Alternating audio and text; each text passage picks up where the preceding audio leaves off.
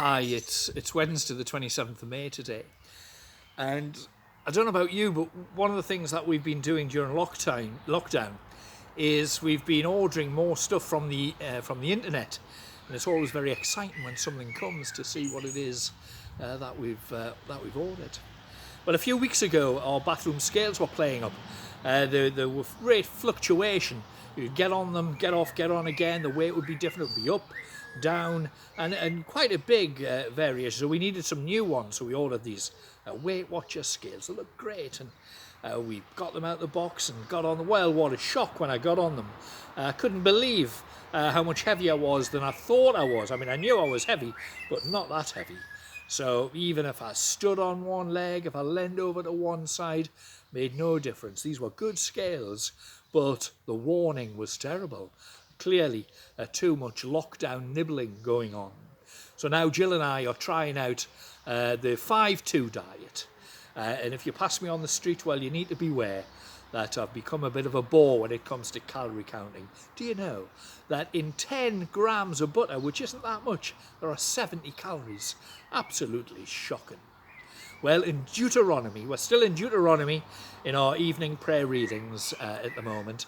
The Israelites been promised the promised land. They're going to enter it, and they're about to go in. And Moses, in the reading today from Deuteronomy 31, verses 30 to 32, and then in chapter 32, the first 14 verses, Moses is giving them one last piece of advice, and he begins by reminding them of things that they've done wrong in the past, and says, don't go down that road again.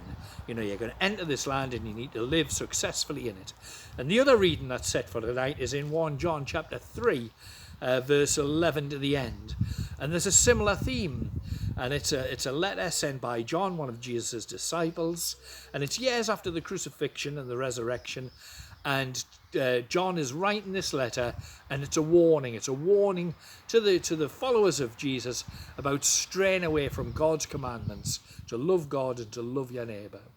But happily, it's not all doom and gloom. Both passages include great encouragement. Staying close to God, obeying his commands, bring remarkable rewards.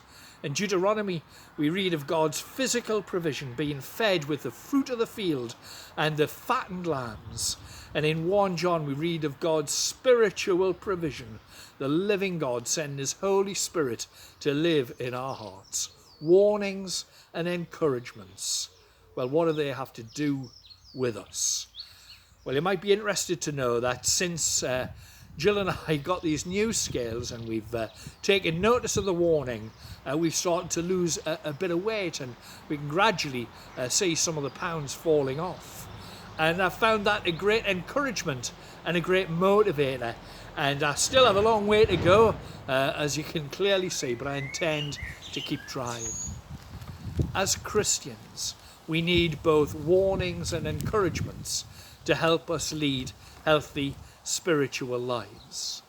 So we're waiting for Pentecost coming at the weekend.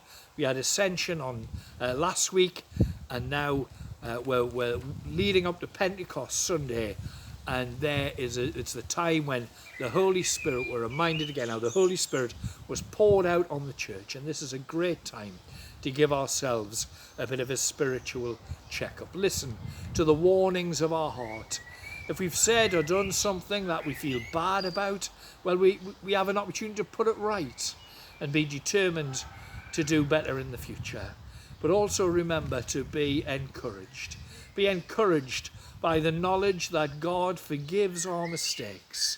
Be encouraged that he has sent his Holy Spirit to live within us, to help us, to comfort us, and to enable us to be the very best that we can. Bye for now.